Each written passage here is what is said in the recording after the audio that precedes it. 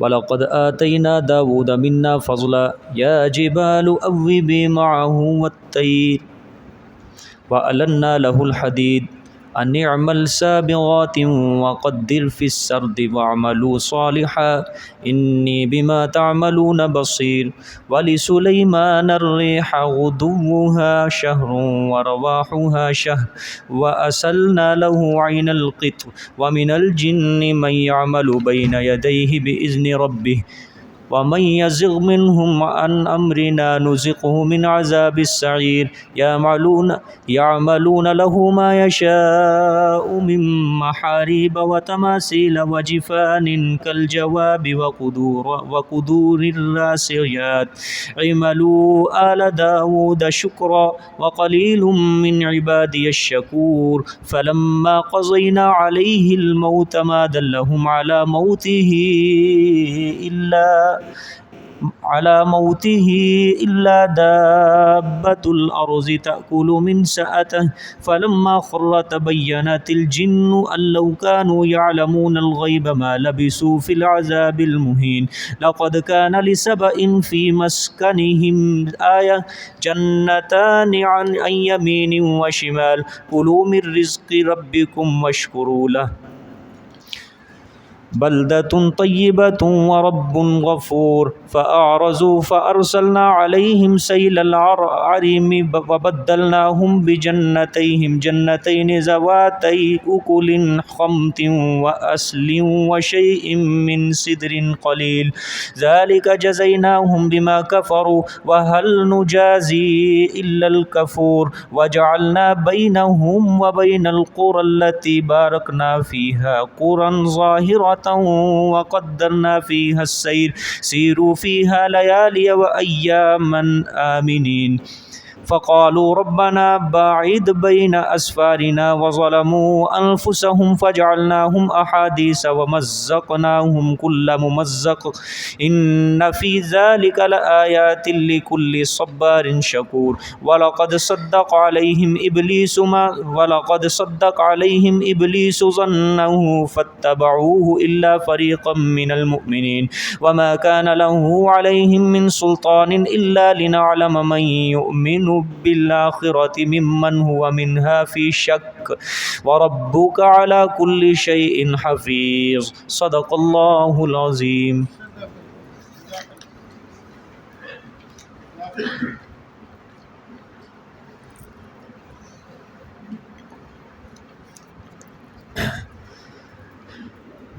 کل کے سبق میں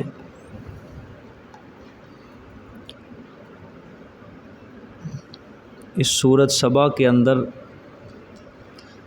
اللہ پاک نے توحید پر دو عقلی دلیلیں بیان فرمائیں اور ایک نقلی دلیل آئی اہل کتاب کے علماء سے. جس طرح کل میں نے خلاصے کے اندر بتایا تھا کہ اس سورت کے اندر اللہ پاک 4 شبہات کے جوابات دیں گے، کیونکہ مشرکین انبیاء کو، ملائکہ کو اور جنات کو اللہ کے ہاں شفیع غالب سمجھتے تھے. اللہ پاک نے ان تینوں ہستیوں سے اس شرکیہ عقیدے کا رد فرمایا ہے. اب جہاں سے آج کا سبق شروع ہو رہا ہے یہ اللہ پاک اب یہاں سے پہلے شبہ کا جواب دیں گے.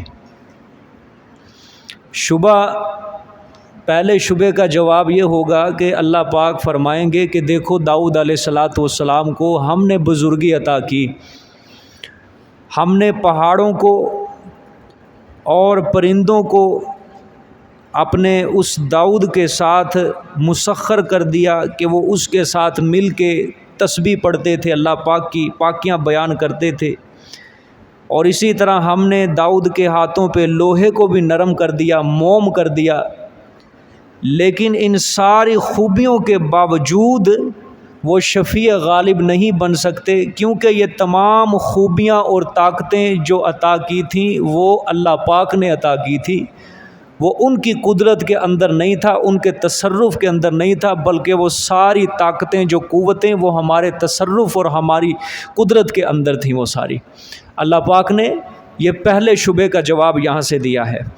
دیکھیں جی 4 شبہات آئیں گے جی۔ وَلَقَدْ آتَيْنَا دَاوُودَ مِنَّا فَضْلًا، اور البتہ تحقیق عطا فرمایا ہم نے داؤد علیہ السلام کو، منا اپنی طرف سے عطا فرمائی، فضلاً فضل یعنی بہت بڑی نعمت۔ اس نعمت سے کیا مراد ہے؟ نبوت، کتاب اور بادشاہت۔ سمجھئے؟ زبور حضرت داؤد علیہ السلام کے اوپر اتری تھی نا، نبوت، کتاب اور بادشاہت، بہت بڑا فضل اللہ نے فرمایا، بہت بڑی نعمت ہم نے ان کو کیا کی تھی؟ عطا کی تھی۔ آگے اب ان کے معجزات کا بیان ہوگا، حضرت داؤد کو جو اللہ کی طرف سے عطا ہوئے تھے۔ یا جبال اوبی معہو، یا جبال سے پہلے مفسرین فرماتے قلنا ہے، قلنا کا مطلب ہم نے کہا، یعنی ہم نے حکم دیا، یا جبال اے پہاڑو، اوبی خوش آوازی سے پڑھو، اوبی خوش آوازی سے پڑھو، معہو ساتھ اس کے، تم بھی، ٹھیک ہے، پہاڑوں کو اللہ پاک نے فرمایا کہ تم بھی اس کے ساتھ خوش آوازی سے پڑھو، ٹھیک ہے۔ آگے وَالطَّيْرَ، یہ بھی وَالطَّيْرَ، اور مسخر کیا ہم نے پرندوں کو بھی، ٹھیک ہے، پرندوں کو بھی ہم نے حضرت داؤد کے کیا کر دیا؟ تابع کر دیا، مسخر کر دیا، ٹھیک ہے۔ اللہ پاک نے فرمایا ہم نے پہاڑوں کو حکم دیا کہ اے پہاڑوں، جب میرا داؤد میری تسبیح بیان کرے تو تم بھی داؤد کے ساتھ مل کے میری تسبیح اور میری پاکیاں بیان کیا کرو، سمجھ آئی؟ اور اسی طرح اللہ پاک نے فرمایا ہم نے پرندوں کو بھی یہ حکم کر دیا کہ جب میرا داؤد میری تسبیح بیان کرے، میری پاکیاں بیان کرے، تم بھی داؤد کے ساتھ، میرے پیغمبر کے ساتھ مل کے میری پاکیاں بیان کیا کرو، ٹھیک ہے۔ اور یاد رکھنا مفسرین فرماتے ہیں، اکثریت جو ہے سب سے زیادہ مفسرین کی اسی بات کی طرف ہے، یہ جو تسبیح تھی پرندوں کی اور پہاڑوں کی، یا بزبان قال تھی۔ ایک تو ہوتا ہے نا کہ ہر چیز اپنی بناوٹ کے اندر وہ اللہ کی تسبیح بیان کر رہی ہے، ٹھیک ہے، اور یہ جو پہاڑ تھے یہ بزبان قال جس طرح پڑھا جاتا ہے، پڑھنے کا حق ہے، اس طرح حضرت داؤد علیہ السلام کے ساتھ مل کر اللہ کی تسبیح بیان کرتے تھے۔ اور یہ حضرت داؤد کا معجزہ تھا کہ اللہ پاک پہاڑوں کی آواز اور پرندوں کی آواز جو تسبیح بیان کرتے تھے وہ حضرت داؤد علیہ السلام سنتے تھے، سمجھ آئی ہے؟ یہ حضرت داؤد علیہ السلام کا کیا تھا؟ معجزہ تھا۔ اور آپ ذرا غور کریں آیت کے اندر، اللہ پاک نے فرمایا یہ اس کے اندر داؤد علیہ السلام کا کمال کوئی نہیں تھا، یہ ساری چیزیں میری اپنی طرف سے عطا کرنا تھی، ٹھیک ہے۔ سب سے بڑی نعمت جو اللہ پاک نے عطا کی، کتاب، نبوت، بادشاہت، وہ اللہ پاک نے اس کی نسبت بھی اپنی طرف کی۔ پہلا صیغہ ہے وَلَقَدْ آتَيْنَا دَاوُودَ، کس نے عطا کیا داؤد کو؟ اللہ پاک نے عطا کیا۔ منا فضلا، کس کی طرف سے عطا ہوا؟ اللہ کی طرف سے نبوت، کتاب اور بادشاہت عطا ہوئی، نعمتیں۔ پھر پہاڑوں کو بھی داؤد علیہ السلام کے ساتھ مسخر کس نے کیا؟ اللہ پاک نے کیا۔ اور آگے وَالطَّيْرَ، اور پرندوں کو بھی داؤد علیہ السلام کے ساتھ جو حکم دیا پڑھنے کا، وہ کس نے دیا تھا؟ اللہ پاک نے دیا۔ یعنی اللہ فرمانا چاہتے ہیں داؤد کا تو کمال ہے ہی نہیں تھا، ساری طاقتیں، سارے تصرفات، وہ سارے کے سارے صرف میرے قبضے اور میری قدرتوں کے اندر تھے۔ یہ سمجھ آ گئی ہے؟ آگے وَأَلَنَّا لَهُ الْحَدِيدِ، سبحان اللہ، اور نرم کر دیا ہم نے واسطے اس کے الحدید، لوہے کو، ٹھیک ہے۔ یہ پیچھے سورۃ انبیاء کے اندر بھی آیا تھا، پھر آیا وَأَلَنَّا لَهُ الْحَدِيدِ، اور ہم نے نرم کر دیا واسطے اس کے، کس کے؟ داؤد علیہ السلام کے ہاتھوں پر الحدید، لوہے کو۔ کیا مطلب ہے لوہے کو نرم کر دیا؟ حضرت عبداللہ ابن عباس رضی اللہ تعالی عنہما نے تفسیر کی ہے اس کی کہ نرم کرنے سے مراد ہے اللہ پاک نے حضرت داؤد علیہ السلام کے ہاتھوں لوہے کو اس طرح نرم کر دیا تھا جس طرح گوندا ہوا آٹا نرم ہوتا ہے۔ کہ گوندا ہوا آٹا جس طرح ہوتا ہے نا، انسان اس کو ہاتھوں میں پکڑ کے جس طرح مرضی بنا لے، اللہ پاک نے حضرت کو اتنی طاقت عطا فرمائی کہ ان کے ہاتھوں پہ لوہا اس طرح موم ہو جاتا جس طرح کہ گوندا ہوا آٹا نرم ہو جاتا ہے، کہ بغیر ہتھوڑے کے، بغیر کسی آگ کے حضرت داؤد علیہ السلام اس لوہے کے جس شکل کے اندر ڈھالنا چاہتے تھے اس طرح ڈھال دیتے تھے حضرت داؤد علیہ السلام. سمجھ آئی ہے؟ سبحان اللہ. اور بڑی بات ہے، بڑی بات ہے اللہ پاک اپنے جس بندے کو کرامت دے، معجزہ دے.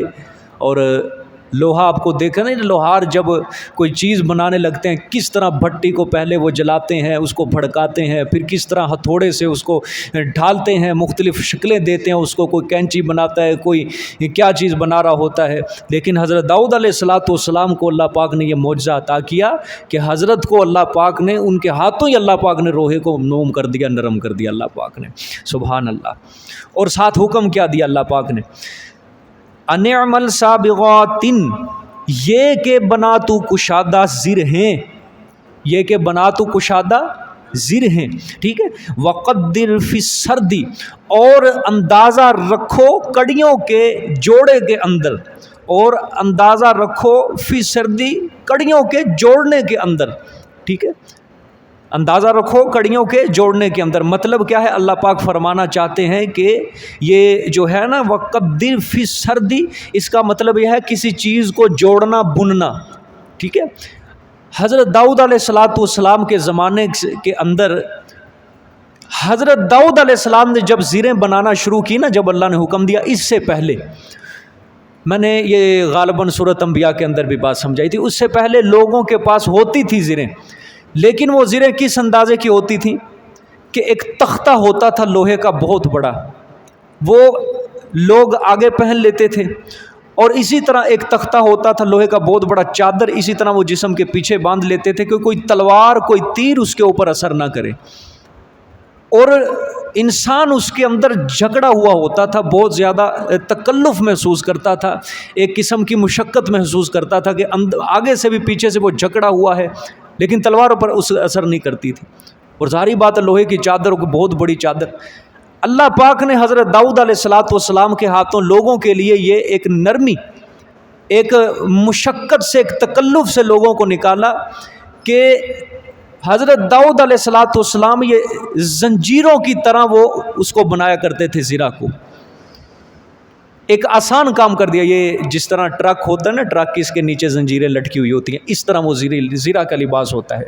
ٹھیک ہے. تو وہ زیرہ جو ہوتی ہے آپ نے دیکھا ہوگا وہ بنی ہوئی ہوتی ہے.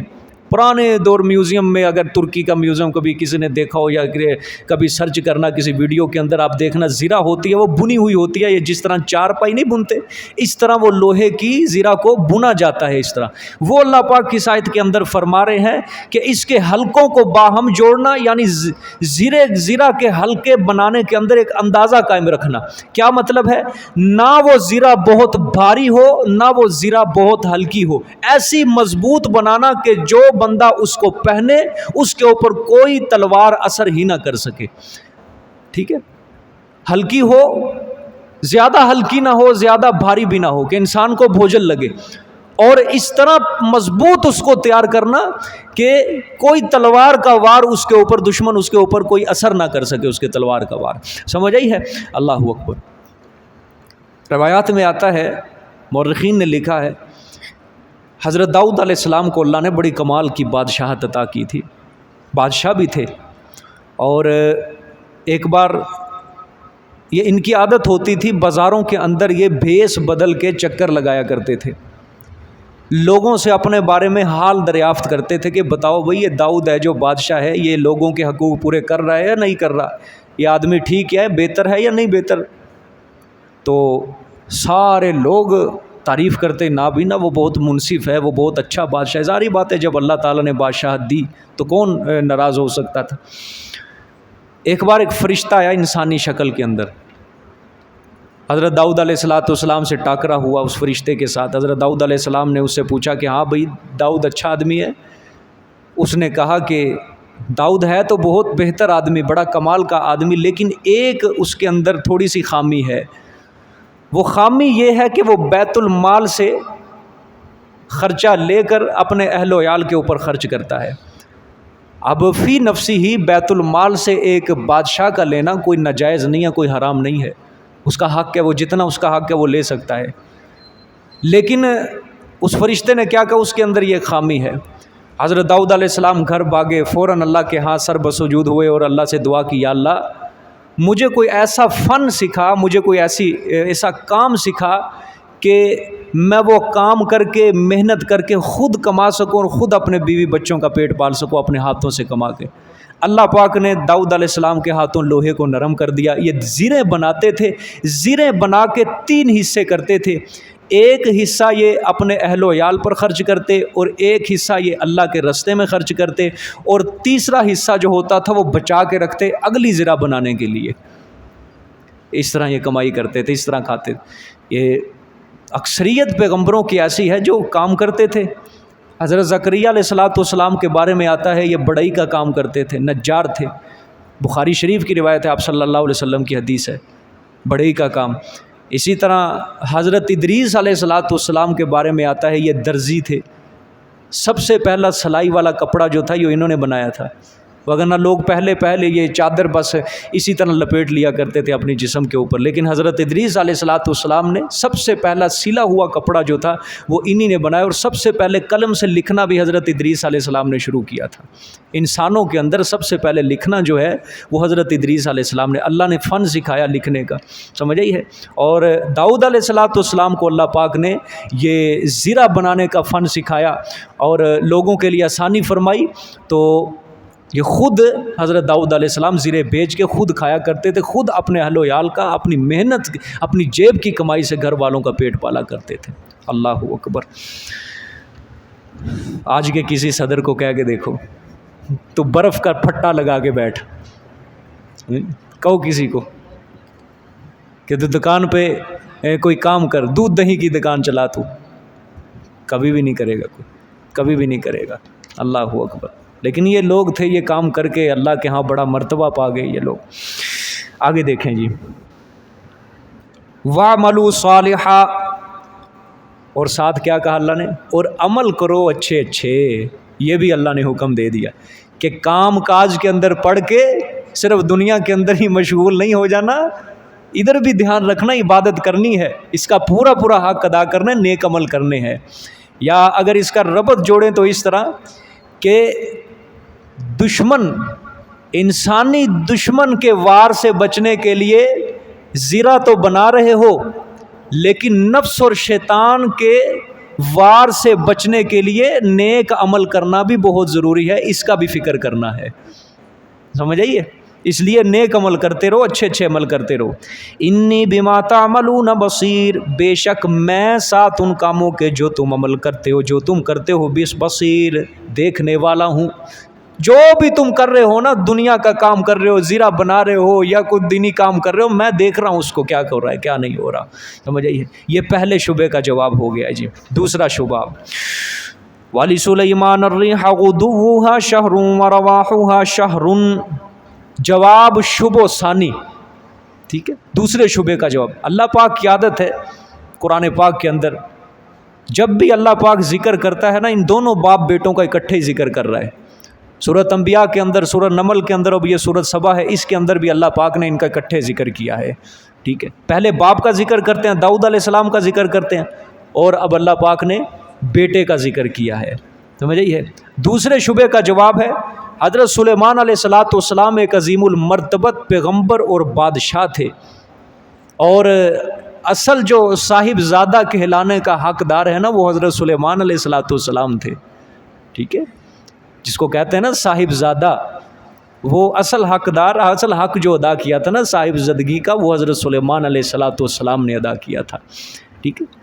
بڑے بادشاہ تھے، ہوا ان کے ماتحت تھی، جن ان کے فرما بردار تھے، اور اللہ پاک کے ہاں یہ بڑے عظیم المرتبت پیغمبر تھے۔ اللہ پاک اس کے اندر فرمائیں گے ایسی شان اور ایسی عظمت کے باوجود وہ بھی عند اللہ شفیع غالب نہیں ہیں، کیونکہ یہ تمام چیزیں جو حضرت سلیمان علیہ السلام کو عطا ہوئی تھیں، یہ ان کے قبضے میں نہیں تھی، ان کی طاقت میں نہیں تھی، یہ ساری چیزیں جو ان کے حکم کے فرما بردار تھیں، وہ اصل حکم ہم نے ان کو کیا تھا، ہوا کو ہم نے مسخر کیا تھا، جنوں کو ہم نے تابع دار بنایا تھا، ہر چیز ہم نے عطا کی تھی، ہمارے تصرف، ہماری قدرت اور ہمارے اختیار کے اندر تھا سب کچھ، اس کا اپنا کوئی کمال نہیں تھا، لہٰذا وہ شفیع غالب نہیں ہے۔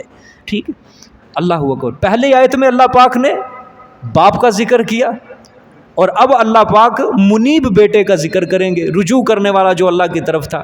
ٹھیک ہے، اب دیکھیں جی، والی سلیمان الریح غدوها شہر، اور واسطے سلیمان کے تابع کر دیا ہوا کو، الریح ہوا کو، غدوها شہر صبح کا سفر اس کا 1 مہینے کا، ورواحها شہر اور شام کا سفر اس کا 1 مہینے کا۔ سمجھ آئی بات؟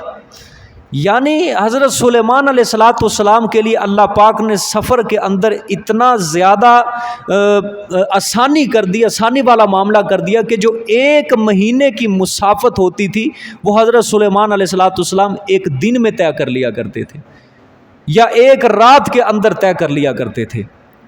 ٹھیک ہے، اور یہ کوئی بعید از عقل بات نہیں ہے۔ آپ دیکھیں بحری جہازوں کے اندر پہلے کسی ایک ملک سے دوسرے ملک جانا ہوتا کتنی دیر لگتی تھی، اور آج کل ہوائی جہاز ہیں، وہی سفر جو 10 گھنٹوں میں ہوتا تھا اب وہ 2-3 گھنٹوں میں ہو جاتا ہے۔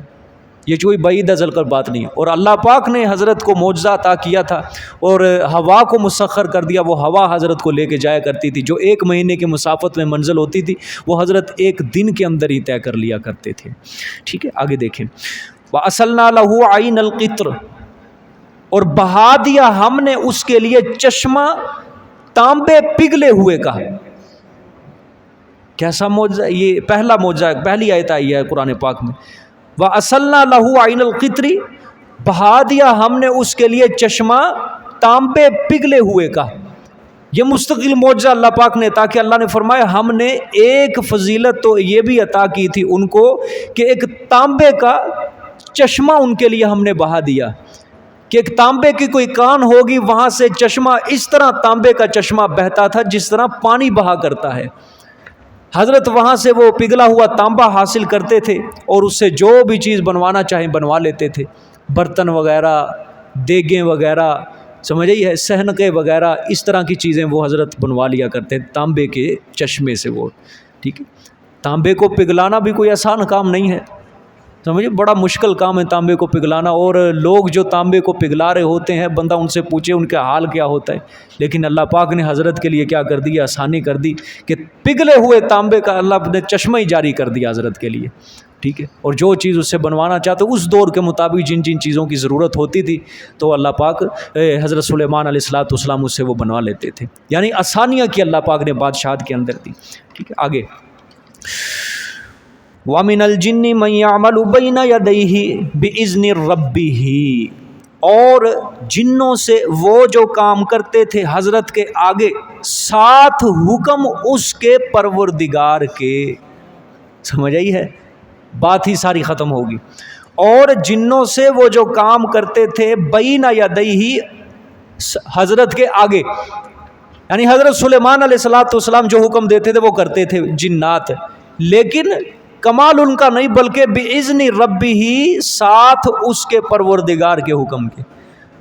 ٹھیک ہے، یعنی اللہ اگر جنات کو حضرت سلیمان کے تابع نہ کرتا تو جن یہ کبھی بھی حضرت سلیمان کے فرما بردار نہ ہوتے۔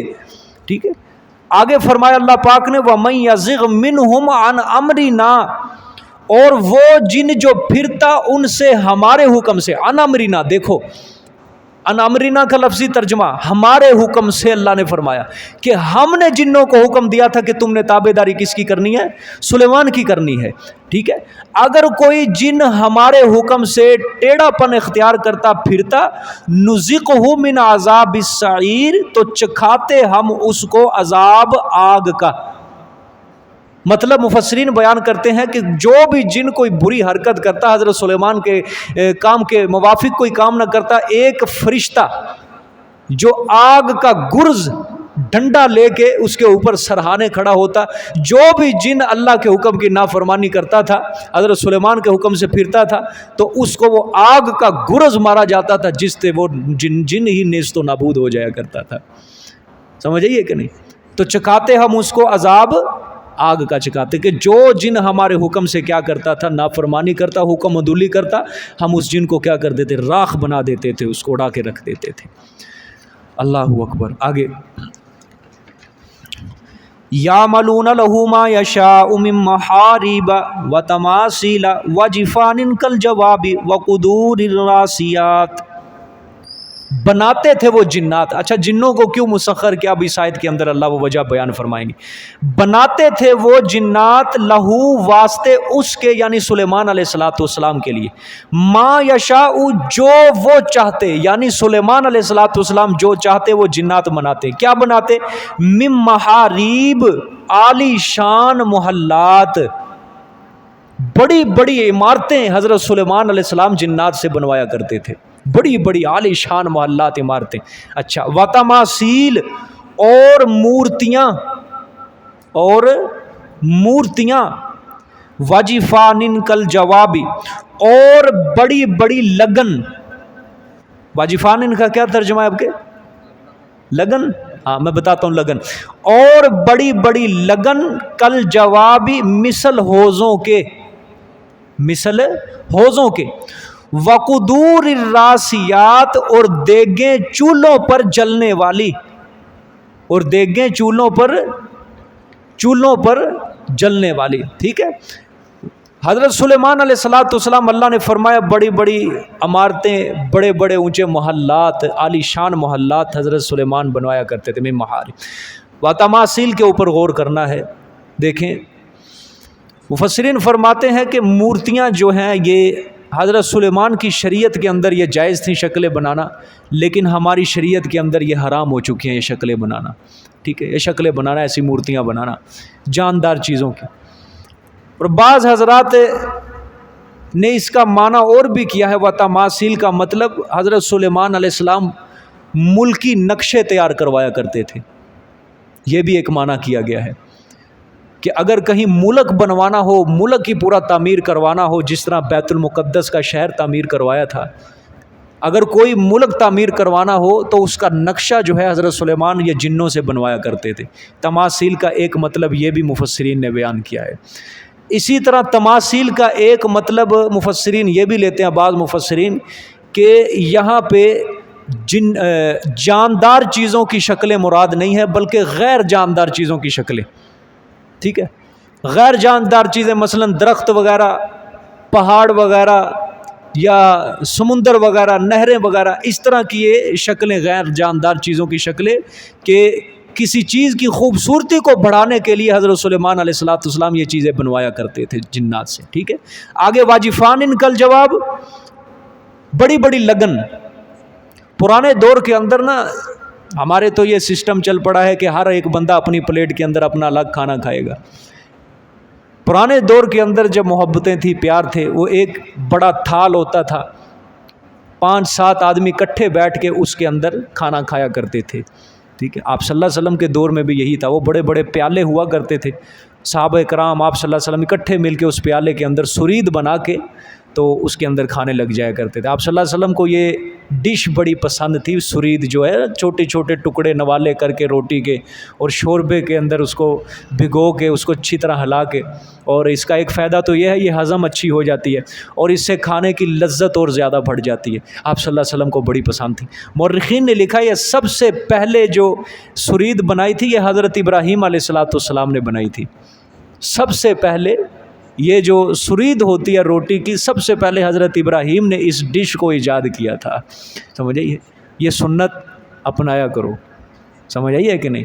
بعض لوگ اس کو حقیر سمجھتے ہیں، عجیب سمجھتے ہیں کہ روٹی کے ٹکڑے کر کے پلیٹ میں ڈال کے عجیب سمجھتے ہیں، لیکن یہ آپ صلی اللہ علیہ وآلہ وسلم کا پسندیدہ کھانا تھا، سنت ہے یہ کام۔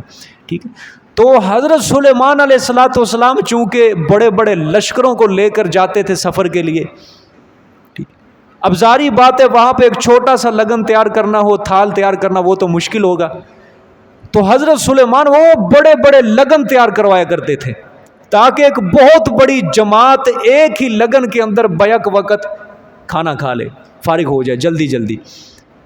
سمجھ آئی ہے؟ بڑے بڑے لگن تیار کروانے۔ اسی طرح وقدور الراسیات، اور دیگیں، سمجھے؟ بڑی بڑی دیگیں تیار کرتے تھے چولہوں پر، جو جمنے والی، جو لگنے والی چولہوں کے اوپر. اس طرح حضرت سلیمان علیہ الصلوۃ والسلام یہ جنوں سے یہ چیزیں بنوایا کرتے تھے. ایسی دیگیں جو اٹھائی ہی نہ جا سکے، اپنی جگہ کے اوپر قائم رہے تاکہ کھانا اچھی طرح پک سکے. اور غالباً یہ بھی مورخین نے لکھا ہے کہ اتنی بڑی بڑی دیگیں ہوتی تھیں کہ انسان ان دیگوں کے اندر سیڑھی لگا کے کھانا لے کے آتا تھا اوپر. لشکر بہت زیادہ ہوتے تھے نا حضرت سلیمان کے ساتھ لشکر، اتنی اتنی بڑی دیگیں. یہ ہے نا ہندوستان کے اندر وہ دربار ہے ایک بہت بڑا، معین الدین اجمیری رحمۃ اللہ علیہ کا، اور سال بعد عرس لگتا ہے، ادھر بھی بہت بڑی دیگ ہے، سیڑھی لگا کے وہ بندہ نیچے سے کھانا لے کے آتا ہے اوپر. سمجھے؟ تو اسی طرح حضرت سلیمان بڑی بڑی دیگیں تیار کروایا کرتے تھے. آگے اعملوا آل داؤد شکرا، ساتھ یہ بھی حکم دے دیا عمل کرو تمہیں اے آل داؤد، اے آل داؤد عمل کرو شکرا، شکر کا، یعنی شکر والے اعمال بجا لانے ہیں. میں نے بادشاہت تو تم کو عطا کی ہے، لیکن ساتھ میرا شکریہ نہیں چھوڑنا، شکر ادا کرنا ہے. ٹھیک ہے. آگے وَقَلِيلٌ مِّنْ عِبَادِيَ الشَّكُورُ، اور تھوڑے ہیں میرے بندوں سے شکر گزار. بہت تھوڑے بندے ہیں جو میرا شکر گزاری کرتے ہیں، وگرنہ اکثر کیا ہے نہ شکرے ہیں. یہ مالک لم یزل خود فرماتا ہے اپنے قرآن پاک کے اندر کہ میرے شکر گزار بندے کیا ہوتے ہیں، تھوڑے ہی ہوتے ہیں. لیکن زیادہ شکر گزار بندے اللہ پاک کے نہیں ہوتے، تھوڑے ہوتے ہیں. ٹھیک ہے. یہ ہو گیا معجزات کا ذکر. آگے فلما قضینا علیہ الموت ما دلہم علی موتہ الا دابۃ الارض تاکل من سأتہ. محکومیت سلیمانی ہے، یہ اس آیت کو کہتے ہیں محکومیت سلیمانیہ. یعنی اتنے بڑے بادشاہ ہونے کے باوجود بھی موت سے نہ بچ سکے، اللہ کے اس حکم سے نہ بچ سکے، موت کو شکست نہ دے سکے. اللہ پاک نے فرمایا فلما قضینا علیہ الموت، پس جب کہ فیصلہ کیا ہم نے اوپر اس کے موت کا، سلیمان علیہ الصلوۃ والسلام پر. سمجھ آئی ہے؟ زندگی کی شام ہو گئی نا، ختم ہو گیا وقت، بہت بادشاہت اللہ نے فرمایا کر لی، بس اب ہماری طرف آنے کی تیاری کرو. اللہ نے فرمایا کہ جب ہم نے فیصلہ کر لیا اوپر اس کے موت کا، ما دلہم علی موتہ، نا خبر ہوئی ان کو اوپر اس کے موت کی، جنات کو. حضرت سلیمان علیہ الصلوۃ والسلام نے ارادہ کیا کہ میں بیت المقدس کی از سر نو تعمیر کرواؤں دوبارہ، کیونکہ اس سے پہلے وہ ایک بادشاہ آیا تھا بخت نصر، اس نے بیت المقدس کی بستی کو اجاڑ دیا تھا، توڑ پھوڑ کر دیا تھا اس نے. تو یہ دوبارہ جو بیت المقدس کی تعمیر ہوئی تھی یہ حضرت سلیمان علیہ الصلوۃ والسلام نے کروائی تھی. حضرت سلیمان علیہ السلام نے دوبارہ اثر نو تعمیر کروائی بیت المقدس کی، اور اس کے اوپر جنات سے کام لیا. جنات بڑے بڑے دور دراز علاقوں سے پتھر اٹھا کر لے کے آتے تھے اور یہ بیت المقدس کی تعمیر کرتے تھے. ابھی بیت المقدس کی تعمیر مکمل نہیں ہوئی تھی، آگے موت کا فرشتہ آ کے کہا کہ حضرت اللہ پاک کی طرف سے بلاوا آ گیا ہے، چلیں تیاری کریں. حضرت سلیمان علیہ السلام نے فرمایا کہ اللہ تعالیٰ سے جا کے میری طرف سے عرض کرنا کہ یا اللہ اگر مجھ پر موت طاری کر دی تو یہ بیت المقدس کی تعمیر درمیان میں رک جائے گی. یہ تو سرکش ہیں، جب تک ان کے اوپر ڈنڈا نہ چلے، ان جنوں کے اوپر یہ نہیں باز آئیں گے، یہ کام نہیں کرتے. اگر تو نے مجھے بلا لیا یہ بیت المقدس کی تعمیر ادھوری رہ جائے گی. جس طرح آج بھی ہے نا، کوئی بلڈنگ تیار ہو رہی ہے، جب تک ٹھیکیدار اوپر ہے مستری ٹھیک کام کرتا ہے، جب ٹھیکیدار ادھر ادھر ہو جائے مستری درمیان میں ڈنڈی مارنے لگ جاتے ہیں. تو حضرت نے یہ ریکویسٹ کی، عرض کی اللہ کے آگے. اللہ پاک نے فرمایا میرے سلیمان تو فکر نہ کر، اس کی یہ تعمیر ہم کروائیں گے. سمجھ آئی ہے؟ یہ آپ فکر نہ کرو، یہ تعمیر ہمارے ذمہ لگا دو، ہم کروائیں گے یہ پوری تعمیر، یہ محل پورا ہم کرائیں گے بیت المقدس. اللہ پاک نے حکم دیا آپ اس طرح کریں، آپ شیشے کا ایک کمرہ بنائیں، اس کے اندر آپ اپنی لاٹھی کے ساتھ ٹیک لگا کے کھڑے ہو جائیں، ہم اسی حالت میں آپ کی روح کو قبض کر لیں گے، کھینچ لیں گے، اور آپ کھڑے رہیں گے. اور جنات کیا سمجھیں گے کہ سلیمان زندہ ہے، دیکھ رہا ہے. ٹھیک ہے. چنانچہ حضرت سلیمان نے اللہ کا حکم پا کر اسی طرح کیا. ایک شیشے کا ایک چھوٹا سا کمرہ تیار کروایا، سامنے بیت المقدس ہے، جنات کام کر رہے ہیں، اور حضرت سلیمان اپنی لاٹھی کے ساتھ ٹیک لگا کر کھڑے ہو گئے۔ اللہ نے اسی حالت کے اندر حضرت سلیمان کی روح کو پر کھینچ لیا۔ اب کیا ہے، جنات سمجھ رہے ہیں کہ حضرت صاحب دیکھ رہے ہیں، ڈنڈا ہمارے سر کے اوپر ہے، ٹھیک ہے سمجھ آئی، اور وہ کام کر رہے ہیں۔ پوری تعمیر جب ہو گئی، ساری تعمیر، اللہ نے فرمایا کہ کسی کو اس کی موت کی خبر ہوئی نہیں، ما دلہم علی موتہ، جنات کو اس کی موت کی خبر ہوئی نہیں کہ سلیمان فوت ہو چکا ہے یا زندہ ہے، وہ سمجھ رہے ہیں یہ زندہ ہی ہے، ٹھیک ہے۔ لیکن اللہ نے فرمایا الا دابۃ الارض، اوپر دیکھیں اب، الا دابۃ الارض تاکل من سأتہ، ٹھیک ہے، مگر جانور زمین کا یعنی گھن کا کیڑا دیمک کھاتا تھا حضرت کی لاٹھی کو۔ اس کو اللہ پاک نے، اس دیمک کے کیڑے کو اللہ پاک نے اس کے دل میں یہ بات ڈال دی، ہمارا سلیمان جا چکا ہے، ختم ہو چکا ہے۔ اللہ نے اس کو کیڑے کو کہا کہ چل اب سلیمان کی لاٹھی کو کھانا شروع کر۔ اور اصل مسئلہ جو اللہ سمجھانا چاہتے ہیں نا، وہ ابھی آپ کے سامنے بیان ہوگا انشاءاللہ، ٹھیک ہے۔ اصل جو سمجھانا چاہتے ہیں وہ، اس دیمک کے کیڑے نے لاٹھی کو کھانا شروع کیا، وہ چلتے چلتے جب لاٹھی اندر سے بوسیدہ ہو گئی، حضرت سلیمان کا وزن وہ برداشت نہ کر سکی، لاٹھی ٹوٹی، حضرت سلیمان نیچے زمین پہ گر پڑے۔ جب جنات نے پھر کیا کہا، دیکھیں اللہ کو قرآن کیا کہتا ہے فلما خر تبینت الجن، پس جب کہ نیچے گر گئے حضرت، فلما خر، ٹھیک ہے، زمین پر گر گئے، تبینت الجن، ہاں ظاہر ہو گئے جنات، اللو کانوا یعلمون الغیب، کہ کاش اگر ہوتے وہ جانتے غیب کو، ٹھیک ہے، اگر جانتے وہ جنات غیب کو، ما لبثوا فی العذاب المہین، تو نہ رہتے بیچ عذاب ذلیل کرنے والے کے۔ سمجھ آئی ہے، اللہ فرمانا چاہتے ہیں جنات، کیونکہ جنات دعویٰ کرتے تھے اس وقت کے کہ ہم جی عالم الغیب ہیں، ہم جانتے ہیں۔ ظاہری بات ہے اس وقت اللہ پاک نے ان کو آسمان پر جانے کی اجازت دی تھی، اس وقت وہ سنتے تھے، چھوٹی فرشتوں کے باتیں خبریں سنتے تھے، آگے زمین والوں کو بتاتے آ کے۔ تو انسان سے زیادہ جن کو علم ہوتا ہے، کیونکہ ان کا سفر ادھر آنا جانا 1 منٹ کی بات ہے ان کے لیے۔ تو یہ اس ادا کے اندر اپنے اوپر غرور کر بیٹھے کہ ہم بہت زیادہ علم جانتے ہیں، لہٰذا ہم عالم الغیب ہیں، ہم جانتے ہیں آنے والے حالات کو۔ اللہ پاک نے ان کے اس دعوے کو رد کیا، اس کے دعوے کو خاک کے اندر ملایا اللہ پاک نے۔ جب حضرت سلیمان علیہ السلام فوت ہوئے، زمین کے اوپر گر پڑے، موت آ گئی، ادھر سے یہ جن کام کر رہے ہیں، لیکن جب حضرت سلیمان گر پڑے تو جنوں نے کیا کہا، کاش کہ ہم غیب کا علم جانتے نا، تو اتنی دیر تک یہ جو بیت المقدس کا کام کرتے رہے نا، اتنی مشقت اور عذاب اٹھاتے رہے ہم، یہ کام ہم کبھی نہ کرتے۔ سمجھ آئیے کہ نہیں؟ اللہ پاک نے حضرت سلیمان کی موت کو دو حکمتیں تھی جس کی وجہ سے پوشیدہ رکھا ہے۔ پہلی حکمت اللہ پاک کی یہ تھی کہ اللہ پاک حضرت سلیمان علیہ السلام کی موت کو اس وجہ سے پوشیدہ رکھا تاکہ بیت المقدس کی تعمیر کیا ہو جائے، پوری ہو جائے۔ اور دوسری حکمت اور مصلحت اللہ پاک کی کیا تھی، تاکہ جنات کا یہ جو دعویٰ ہے نا، اپنے بارے میں کرتے ہیں کہ عالم الغیب ہیں، ہم عالم الغیب ہیں، یہ دعویٰ ان کا خاک کے اندر مل جائے۔ دونوں چیزیں اللہ پاک نے پوری کروا دی، سمجھئے؟ اور کام کس نے دیا؟ اللہ پاک، اللہ کرنے والا تھا، لیکن دیکھو اللہ پاک نے ایک دیمک کے کیڑے سے کام لیا، چھوٹے سے کیڑے سے اللہ پاک نے کام لیا، اس کے دل میں ڈالا اللہ پاک نے، اس نے اس لاٹھی کو کھانا شروع کیا، حضرت سلیمان نیچے گرے۔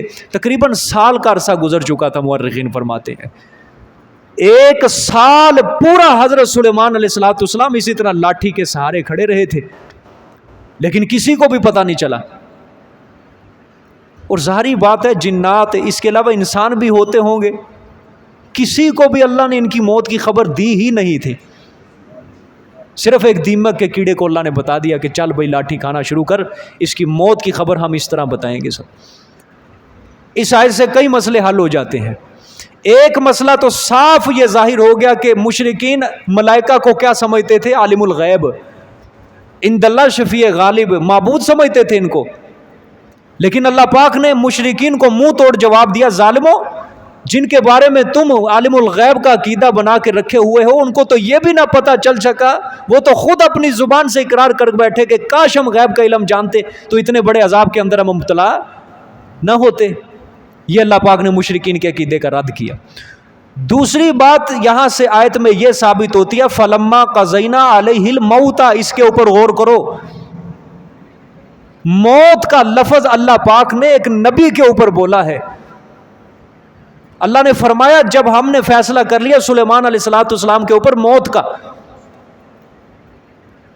تو آج اگر کسی پیغمبر کو ہم کہہ دیں کہ فلانا پیغمبر موت سے ختم ہو چکا، لوگ کہتے ہیں یہ گستاخ ہیں بہت بڑے، سمجھئے، کافر تک کا فتویٰ لگا دیتے ہیں. وہ کہتے ہیں ولی اللہ مرد نہیں، پیغمبر فوت ہی نہیں ہوتا. وہ کہتے ہیں پیغمبر کے اوپر موت آتی ہی نہیں ہے، پیغمبر بس انتقال کرتا ہے، منتقل ہوتا ہے ایک جہان سے دوسرے جہان میں، بس سمجھئی ہے، موت آتی ہی نہیں ہے اس کو. ٹھیک ہے، اللہ اکبر. لیکن یہ لفظ جو ہے یہ سورۃ بقرہ کے اندر حضرت یعقوب علیہ السلام کے لیے بھی استعمال ہوا ہے کہ جب یعقوب موت کے سرحانے تھا، سمجھے، یعقوب نے وصیت کی تھی اپنے بیٹے کو، پڑھائے ہو آپ. اسی طرح یہاں بھی موت کا لفظ ہے. اسی طرح آپ صلی اللہ علیہ وآلہ وسلم کے لیے بھی موت کا لفظ استعمال ہوا، انک میت و انہم میتون، سمجھے ہے. اور یہاں بھی حضرت سلیمان علیہ السلام کے لیے کیا لفظ استعمال ہوا؟ موت کا لفظ استعمال. تو اگر حضرت نبی کے لیے موت کا لفظ استعمال کرنا گستاخی ہے تو پھر یہ قرآن پاک کی اس آیت کے بارے میں کیا کہو گے؟ اسی لیے عقیدہ بناؤ کہ موت سے اللہ کے سوا کوئی بھی پاک نہیں ہے، اللہ کے سوا موت سے کوئی بھی پاک نہیں. اللہ لا الہ الا هو الحی القیوم لا تأخذہ سنۃ ولا نوم. اللہ لا الہ الا هو الحی، ہمیشہ زندہ رہنے والی ذات صرف کس کی ہے؟ وتوکل علی الحی الذی لا یموت، توکل اور بھروسہ اسی ذات کے اوپر کرو جس کے اوپر موت کبھی نہیں آئے گی، جو ہمیشہ زندہ رہنے والا. لا تأخذہ سنۃ ولا نوم، موت تو درکنار، اس کو نہ اونگ آتی ہے نہ نیند آتی ہے. یہ اللہ نے تعارف فرمایا ہے نا آیت الکرسی کے اندر، اپنا سارا تعارف کروایا ہے اس کے اندر کہ موت تو درکنار، مجھے اونگ اور نیند بھی نہیں آتی، میں اس سے بھی پاک ہوں. ٹھیک ہے، آگے دیکھیں جی. لَقَدْ كَانَ لِسَبَإٍ فِي مَسْكَنِهِمْ آیَةٌ جَنَّتَانِ عَنْ يَمِینٍ وَشِمَالٍ كُلُوا مِن رِزْقِ رَبِّكُمْ وَاشْكُرُوا لَهُ بَلْدَةٌ طَیِّبَةٌ وَرَبٌّ غَفُورٌ. یہ رکوع تک ہے نا جہاں تک سبق ہے، یہ ذرا دھیان سے سمجھنی آیتیں، پیچیدہ سی آیتیں ہیں. یہ ترجمہ سمجھ لو. لقد کانا، البتہ تحقیق تھا، لسبإ واسطے سبا کے، فی مسکنہم آیتن ان کے رہنے کی جگہوں میں، فی مسکنہم ان کے رہنے کی جگہوں میں، آیتن بہت بڑی نشانی، بہت بڑی نشانی. نشانی کیا تھی؟ یہ جب آیت کی مکمل تفصیل ہوگی پھر سمجھ آئے گی کہ کیا نشانی تھی. جنتانی کیا تھے؟ دو قطاریں تھی باغوں کی. ٹھیک ہے، دو باغ نہیں، دو قطاریں تھی باغوں کی. این یمین و شمال، ایک دائیں اور ایک بائیں. سمجھ آئی ہے؟ ایک دائیں اور ایک بائیں. درمیان میں کہاں تھے؟ وہ رہتے تھے درمیان میں، شہر اور بستیاں تھیں، اور ارد گرد کیا تھے؟ باغات تھے. ٹھیک ہے، آگے کلوا من رزق ربکم، اللہ نے فرمایا، حکم دیا بذریعہ انبیاء، اللہ نے حکم دیا کہ کھاؤ تم رزق اپنے پروردگار کا، واشکروا لہ، اور شکر گزاری کرو واسطے اس کے. ٹھیک ہے، بلدۃ طیبۃ، سبحان اللہ، شہر ہے بڑا عمدہ اور صاف ستھرا. جس شہر کے اندر یہ رہتے تھے وہ شہر کیا تھا؟ بڑا عمدہ صاف ستھرا شہر تھا. وَرَبٌّ غفور، اور رب ہے بڑا معاف کرنے والا، بخشنے والا. یعنی اگر ربط اس کا یہ ہوگا کہ پہلے اللہ کے شکر گزار بندوں کا ذکر تھا، اب ناشکروں کا ذکر اللہ نے کیا ہے. ٹھیک ہے، پہلے شکر گزار کا ذکر تھا، اب ناشکروں کا ذکر ہے. ٹھیک ہے، آیت کے اندر دیکھیں، لقد کان لسبا ان، ملک سبا یہ وہی علاقہ ہے جسے اب یمن کہا جاتا ہے. یمن کا پرانا نام کیا ہے؟ سبا.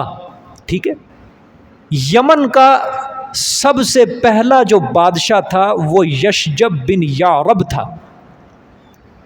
یشجب بن یعرب. ٹھیک ہے، یہ ملک جو تھا اسی کے نام سے یہ موسوم ہوا تھا. یہ اس کا نام سبا، اور اس کا لقب تھا غالباً سبا، اور اس کے 10 بیٹے تھے. کتنے؟ 10 بیٹے تھے اس کے، سمجھ آئی ہے. اور ان 10 بیٹوں سے اس کی آگے نسل پھیلی تھی.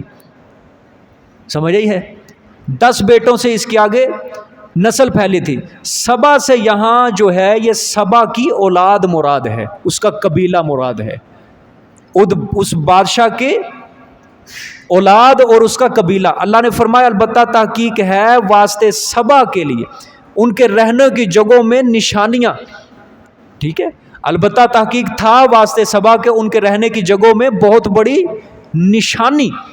ٹھیک ہے، اللہ تعالیٰ نے فرمایا کہ ان کے لیے ہم نے ایسا عمدہ شہر تیار کر کے رکھا تھا، صاف ستھرا شہر تھا. آیت کے اندر آیا نا بلدۃ طیبۃ، بہت صاف ستھرا عمدہ شہر تھا، پاکیزہ شہر تھا. اور اس خطے کے ارد گرد جو تھا باغوں کا ایک سلسلہ تھا. 2 باغ سے مراد یہ مطلب نہیں ہے کہ ایک باغ ادھر تھا ایک باغ ادھر، مطلب لمبی لمبی قطاریں تھیں وہ باغوں کی ملی ہوئی تھی. دائیں جانب بھی اس کے باغ تھا اور بائیں جانب بھی کیا تھا؟ باغ تھا. اور اس باغ کے اندر لذیذ پھل تھے، میوے تھے، کھانے پینے کی چیزیں تھی، سبزہ تھا، بہت اچھا سبزہ تھا، خوشبودار پھل پھول سب کچھ تھا اس باغ کے اندر. آب و ہوا بھی اس شہر کی کیا تھی؟ بہت اچھی تھی. ٹھیک ہے، اچھا اللہ تعالیٰ نے اتنی زیادہ ان کو نعمتیں عطا کی، اتنی زیادہ ان کو نعمتیں عطا کی، اور مطالبہ صرف اللہ کا کیا تھا؟ آیت کے اندر دیکھیں وَاشْكُرُوا لَهُ، کہ تم نے کیا کرنا ہے؟ میرا شکر ادا کرنا ہے، بس یہ میرا مطالبہ ہے. ٹھیک ہے، میرے شکر گزار بندے بن جاؤ. ٹھیک ہے، ایسی نعمتیں جب اللہ نے عطا کی، اللہ نے فرمایا وَرَبٌّ غفور، ایسا مہربان رب، ایسا رحیم اور کریم رب جس نے ایسی نعمتیں تم کو عطا کی، اب تمہارا حق بنتا ہے کہ تم اس کی کیا کرو؟ شکر گزاری کرو، اس کی فرما برداری کرو. حق بنتا ہے جو تمہیں ہم نے نعمتیں عطا کی. وہ بڑا بدبخت ہوگا نا جس کو اللہ نے نعمت عطا کی اور وہ اس کا شکر گزاری نہ کرے، بڑا بد نصیب ہوگا. ٹھیک ہے، اور انہوں نے یہ کام کرنے سے دستبرداری اختیار کر لی. اللہ کا شکر گزار بندہ بننے سے انہوں نے دستبرداری اختیار کر لی. انہوں نے کہا ہم سے یہ کام نہیں ہو سکتا، شکر نہیں ادا ہو سکتا. سمجھ آئی ہے، کیونکہ شکر کے اندر یہ جب زیادہ نعمتیں انسان کو مل جائیں نا تو ناشکری بھی بڑھ جاتی ہے انسان کے اندر. بہت مشکل ہے پھر شکر گزاری اللہ تعالیٰ کی اختیار کرنا. اب یہاں سے ایک بات سمجھو، شکر ہے کس چیز کا نام ہے؟ ہم نے سمجھا ہوا ہے کہ شکر بس زبان سے لفظ کہہ دو اللہ کا شکر ہے، بس یہ تو شکر گزاری نہیں ہے. کون کہتا ہے یہ شکر گزاری ہے؟ بس صرف اسی کا نام ہی شکر گزاری ہے. شکر جو ہوتا ہے وہ عمل کے ذریعے کیا جاتا ہے. ابھی پیچھے ہی آیا ہے آیت میں اعملوا آل داؤد شکرا، کہ تم نے شکر والے کام کرنے ہیں، اللہ کی خالص عبادت کرنی ہے، اللہ کی نافرمانیوں کو چھوڑنا ہے، گناہوں کو چھوڑنا ہے اور نیکی کے کام کرنے ہیں. اس چیز کا نام کیا ہے؟ شکر. صبح کو انسان سود کا مال کھا کے گھر میں داخل ہو اور آ کے بیوی بچوں کے سامنے آ کے کہ اللہ کا شکر ہے بہت زیادہ مال آ گیا آج. لوگوں کے ساتھ خیانتیں کر کے آئے اور شام کو آ کے کہے کہ اللہ کا شکر ہے الحمدللہ اللہ نے رزق دیا کافی آج. اس کا مطلب وہ شکر ادا کر رہے، شکر کا حق ادا ہو رہے. اللہ معاف کرے، صبح سے لے کر شام تک لوگوں کے آگے جھوٹ بول بول کے مال کما کے لے اور آگے کہے کہ میں شکر ادا کرتا ہوں اللہ کا، ماشاءاللہ بہت اچھا آج کا دن گزر گیا. یہ تو شکر نہیں ہے. شکر تو اس چیز کا نام ہے کہ جو کاروبار تھا، جو تجارت تھی، وہ تو اللہ کے فیصلے اور اللہ کے حکم کے مطابق کرتا. اس چیز کا نام کیا ہے؟ شکر ہے. گناہوں کے اندر تیرا دن صرف نہ ہو، اس چیز کا نام ہے اللہ کی شکر گزاری۔ بات سمجھ میں آ گئی ہے؟ اللہ اکبر۔ اب دیکھیں جی، ان لوگوں نے شکر نہیں کیا، اللہ پاک نے کیا کیا دیکھیے اب، فَأَعْرَضُوا فَأَرْسَلْنَا عَلَيْهِمْ سَيْلَ الْعَارِمِ، اللہ اکبر، پس پیش کیا ہم نے، پس ہاں فَأَعْرَضُوا، پس اعراض کیا انہوں نے، کس سے؟ شکر گزاری سے، منہ پھیر لیا۔ فَأَرْسَلْنَا عَلَيْهِمْ، پس بھیجا ہم نے اوپر ان کے سیلاب، عارمی بند کا، ٹھیک، سیلاب بند کا، وَبَدَّلْنَاهُمْ، اور دیا ہم نے ان کو، بِجَنَّتَيْهِمْ، بدلے ان دو باغوں کے، جنتین دو باغ، مطلب کیا ہے؟ شہر کے ارد گرد باغ تھے نا، اب اللہ نے ان دو باغوں کے بدلے دو باغ دیے۔ وہ کون سے باغ تھے؟ ان کی اللہ نے کیفیت بیان کی، وہ باغ پھر ہم نے کیسے بدلے ان کے، ذواتئی اکل خمط، جو صاحب تھے پھل بد مزہ کے، جہاں پھل اتنے خوبصورت، اتنے لذیذ، میوے اتنے لذیذ، اب وہ پھل کیا ہو گئے؟ بد مزہ، کوئی انسان اس کو کھاتا بھی نہیں تھا۔ آگے وَأَصْلٍ، اور جھاؤ، جھاؤ کے درخت کبھی دیکھیں کسی نے؟ جھاؤ اکثر یہ نہروں کے قریب ہوتے ہیں، بہت زیادہ لگے ہوئے، ٹھیک، جھاؤ، ہاں جھاڑیاں، جھاؤ کے درخت، ککر جس کو کہہ لو۔ آگے وَشَيْءٍ مِّن صِدْرٍ قَلِيلٍ، اللہ اکبر، اور کچھ بیر جنگلی، تھوڑے سے، کچھ بیری کے درخت رہ گئے بس، جنگلی، تھوڑے سے جنگلی بیری کے درخت، بس تھوڑے سے، بس یہ کچھ بچا تھا ان کے لیے۔ کیوں اللہ نے فرمایا؟ ہم نے ظلم کیا؟ نہیں، ذالک جزیناہم بما کفروا، ٹھیک ہے، کیا فرمایا اللہ نے؟ یہ بدلہ دیا ہم نے ان کو بسبب اس کے جو انہوں نے کفر کیا، انہوں نے شرک کیا۔ اللہ اکبر۔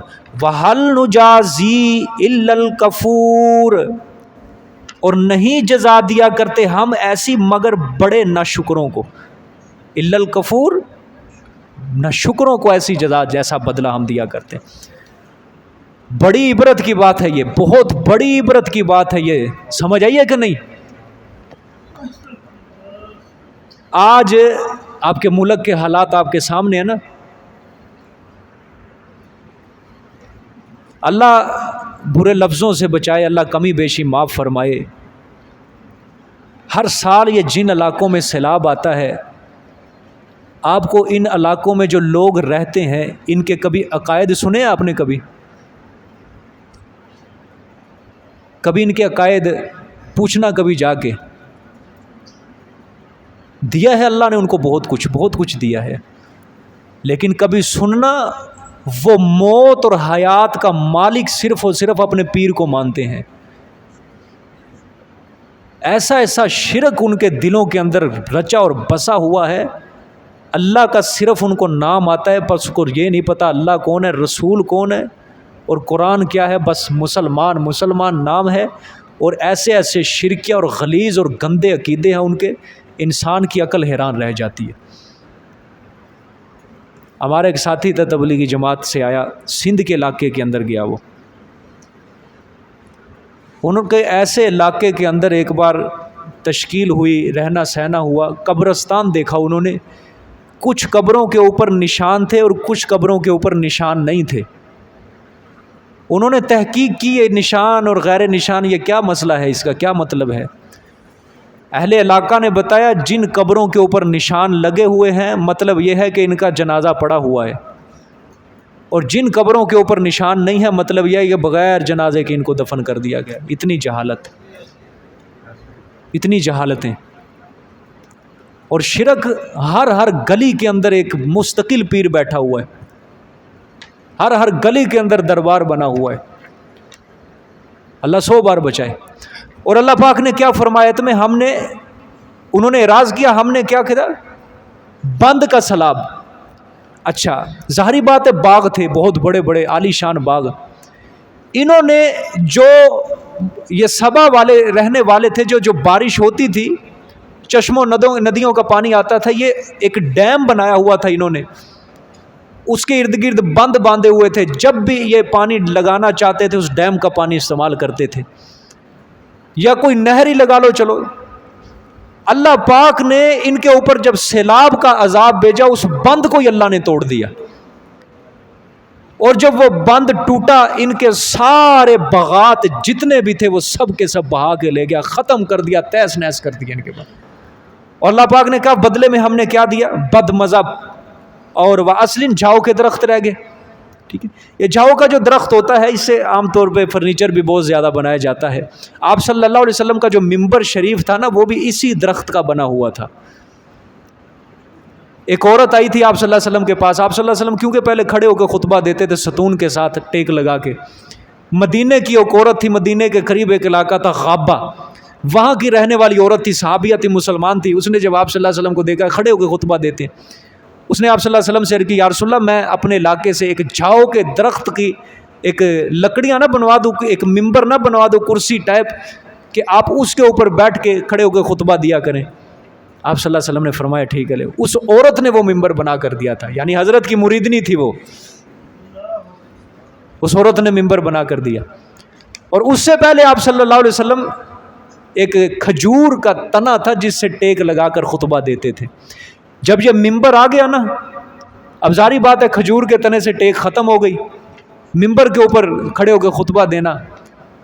جب اس کو ہٹایا گیا نا اپنی جگہ سے، اس کے اندر سے رونے کی آوازیں شروع ہو گئیں کھجور کے تنے سے۔ آپ صلی اللہ علیہ وسلم نے پوچھا روتا کیوں ہے؟